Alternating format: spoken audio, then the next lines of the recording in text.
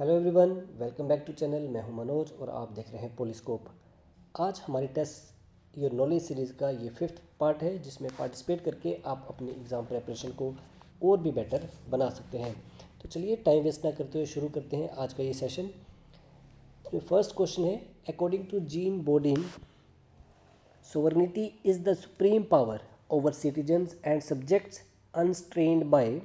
Gene Bodin के अनुसार संप्रभुता नागरिकों को प्रजा पर सर्वोच्च शक्ति है जो निम्नलिखित द्वारा अप्रतिबंधित है, मीन्स अनकंट्रोल्ड पावर है। So A church, B law, C people या फिर D foreign power. So right option is the law, कानून। जीन बोर्डिन कहते हैं कि सोवर्निटी जो है वो अनकंट्रोल है बाय लॉ, बिकॉज जो सुप्रीम है, जो सोवरेन है, अगर वो लॉ से बंधा हुआ है, वो किसी लॉ से बंधा हुआ है, तो फिर वो सुप्रीम कैसा? क्योंकि लॉज तो वो बना रहा है और किसी और के द्वारा बनाए गए लॉज के द्वारा उसको कंट्रोल किया जाता है। So then he will not be known as sovereign, तो वो सोवरेन नहीं होगा। So right option is option number B. Next is which type of equality focus on providing equal voting rights and participation in government. तो कौन सा equality का type जो है वो वोटिंग राइट्स और पार्टिसिपेशन गवर्नमेंट में इंश्योर करता है, फोकस करता है इस पर? A economic equality, B social equality, C political equality या फिर D legal equality. So participation in government means you are participating in politics, and voting rights जो जुड़ा हुआ है पॉलिटिक के स्फेयर से। So right option is option number C, political equality. Next is negative liberty primarily refers to. तो negative liberty primarily किससे संबंधित है? A freedom to participate in government, B absence of external restraints, C provision of basic needs by the state या फिर D freedom regulated strictly by the moral laws. So you have to tell the option, right option. So right option of the question is absence of external restraints।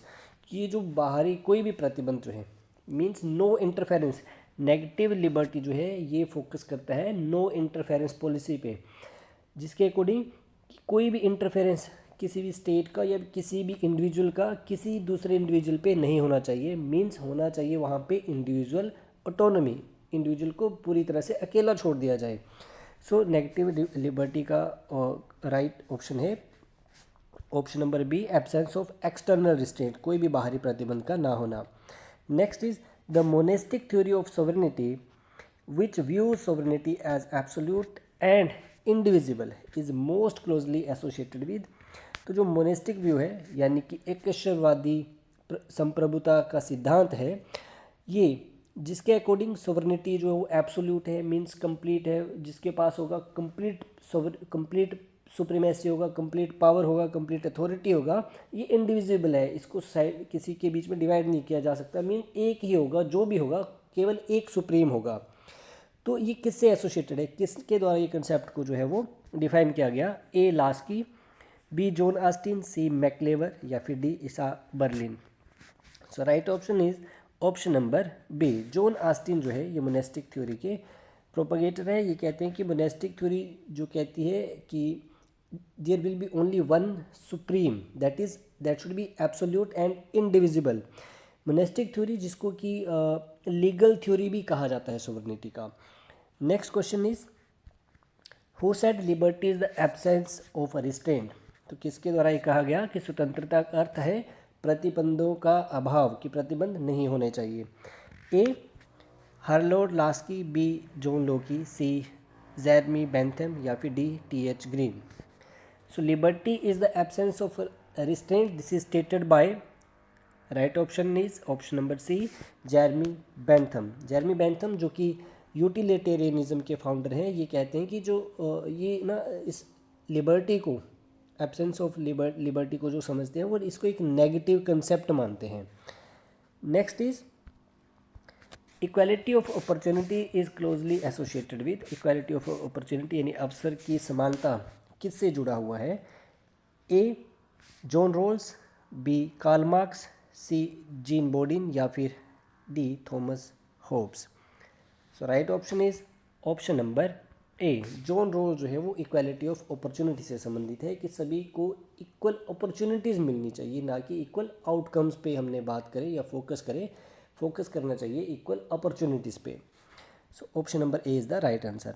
Next is the term rule of law means. Rule of law क्या जो है वो इस शब्द का अर्थ है। A president is above the law, B law is different for different caste, या फिर everyone is equal before the law, और only the wealthy are protected by the law. So rule of law means everyone is equal before the law. Option number C is the right answer. Rule of law जो concept है ये इसको define किया जाता है A B dicey के द्वारा। And जब ये रूल ऑफ लॉ की बात करते हैं तो ये बात करते हैं कि equal everyone should be equal before the law, और इक्वालिटी ऑफ द लॉ होना चाहिए, सुप्रीमेसी ऑफ द लॉ होना चाहिए, and equal protection by the law होना चाहिए, वो सबके लिए होना चाहिए। Okay, so they say that everyone is equal before the law, rule of law. Next is in modern era what is considered a major challenge to traditional concept of state sovereignty. तो state sovereignty के लिए present time में क्या सबसे बड़ा challenge है। A increase military spending, B globalisation and international institution, C nationalistic movements, और D strengthening of domestic judiciaries. तो प्रेजेंट सोवरेनिटी को जो चैलेंज है वो मिलता है ग्लोबलाइजेशन से एंड इंटरनेशनल इंस्टीट्यूशन से। जिस तरह से प्रेजेंट टाइम पे ग्लोबल कंपनीज जो है, बड़ी बड़ी कंपनीज, कोई corporate houses, tech houses, media houses, या फिर international organisations like UNHRC, United Nation की क्लाइमेट एजेंसीज, है ना। तो इनके थ्रू जो सोवरेनिटी को डिस्टोर्ट किया जाता है, मींस लीगली तो ये किसी कंट्री पे या स्टेट पे रूल नहीं करते, लेकिन अपनी जजमेंट्स, अपनी इंस्ट्रक्शंस, अपनी कंडीशंस के थ्रू जो है वो किसी भी स्टेट में इंटरफेरेंस कर सकते हैं।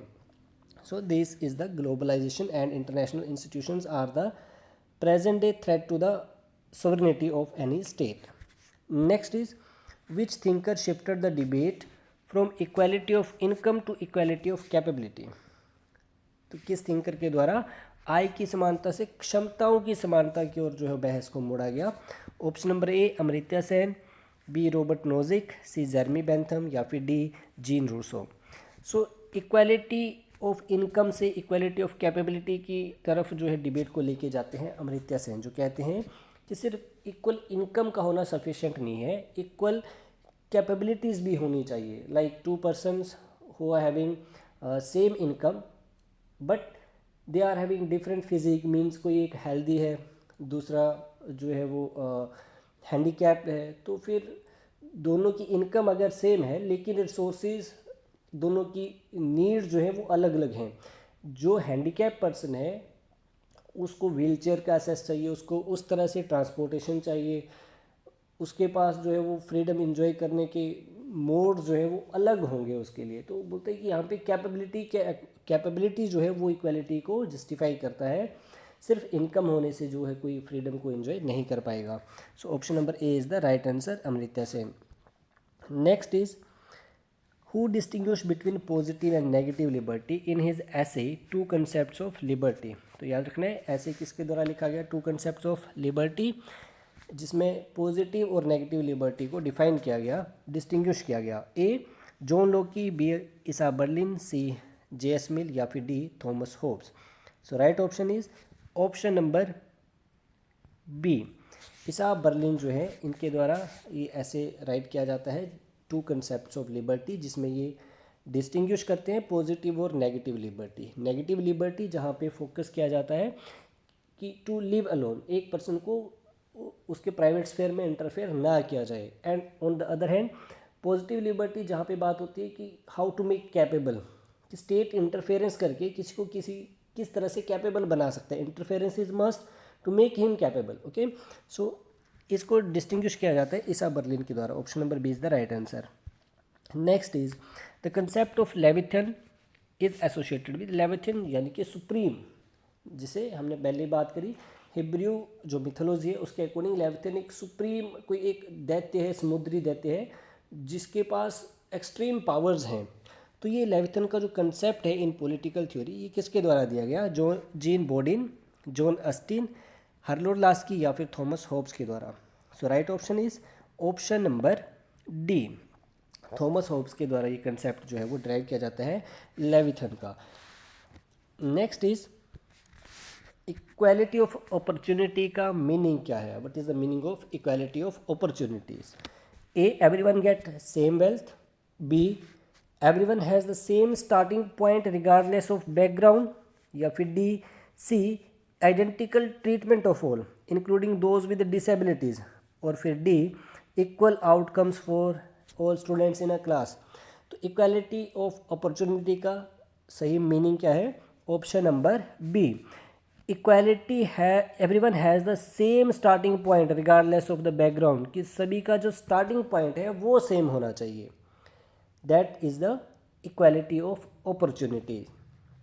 इसकी जब स्टार्ट करें तो सभी इक्वल हो। आप जहाँ जैसे हम ऑप्शन नंबर सी में देखते हैं कि इक्वल ट्रीटमेंट नहीं करना है, चाहे कोई डिसेबल है, कोई दो पर्सन है, एक जो एग्ज़ाम में बैठे हैं जिसके पास, एक ऐसा स्टूडेंट जिसके पास काफ़ी रिसोर्सेज थे, फैमिली बैकग्राउंड अच्छा है, स्कूलिंग अच्छे से हुई है, एग्ज़ाम में बैठ रहा है तो अच्छा ही स्कोर करेगा क्योंकि कोचिंग भी ले रहा है ना।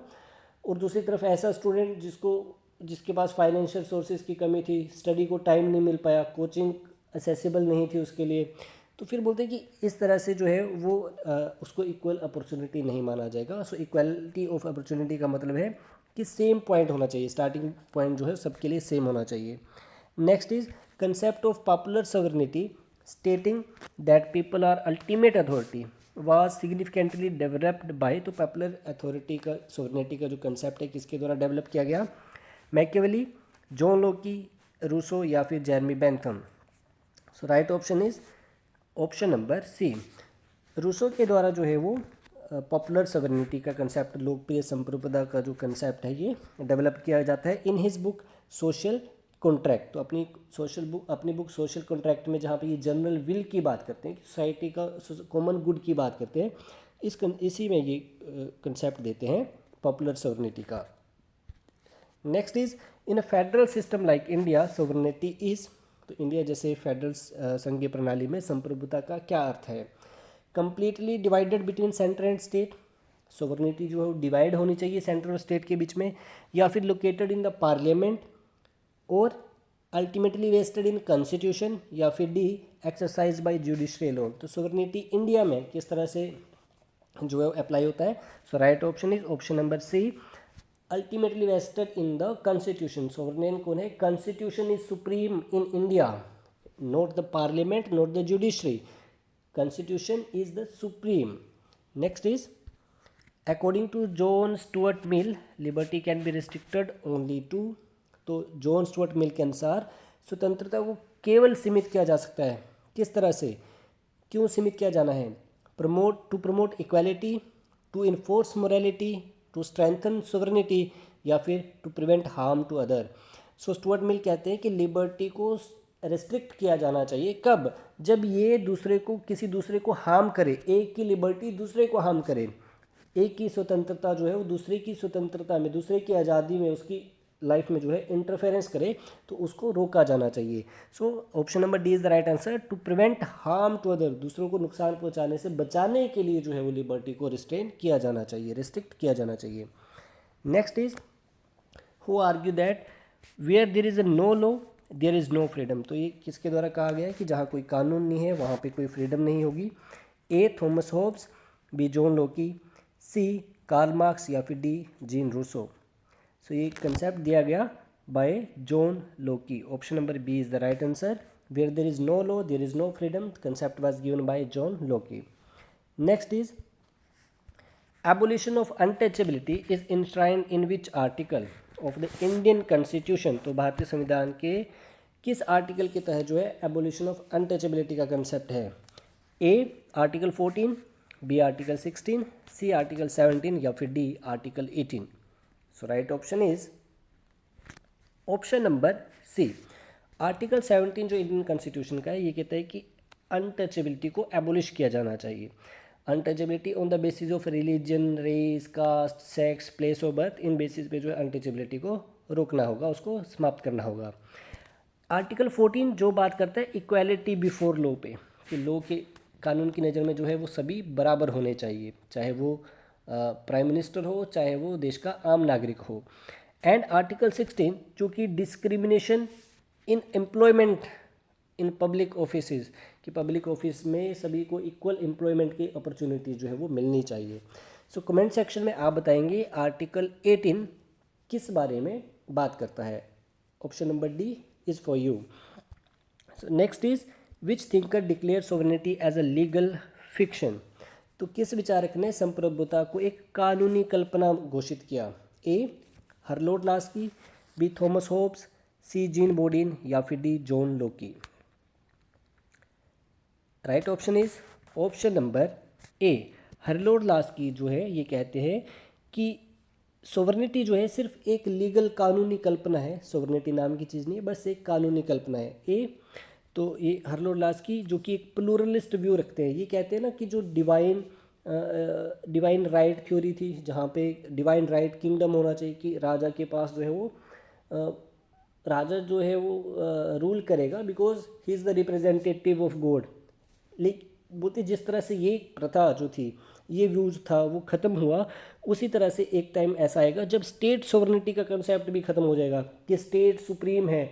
तो आज प्रेजेंट डे जैसे कि आज के टाइम पे हम चैलेंजेस देखते हैं स्टेट सुप्रीमेसी को, स्टेट सोवरेनिटी को, जिस तरह से ग्लोबल ऑर्गेनाइजेशन जो है इंटरफेरेंस करती हैं, एक कंट्री का कोई इम्पैक्ट हर दूसरी कंट्री पे रहता है, तो बोलते हैं कि इस तरह से जो है धीरे धीरे स्टेट सोवरेनिटी का जो कंसेप्ट है ये भी ख़त्म हो जाएगा। So option number A is right answer for this question. Next is which of the following is the most appropriate definition of liberty in modern polity. तो मॉडर्न पॉलिटिक में लिबर्टी स्वतंत्रता की सबसे उपयुक्त परिभाषा कौन सी है। A absence of all restraints, B opportunity to do whatever one like, C opportunity to develop oneself fully, या फिर D protection against tyranny of political rulers. तो प्रेजेंट डे में जो सबसे अप्रोप्रिएट डेफिनेशन है liberty का वो है opportunity to develop oneself fully. Option number C is the right answer.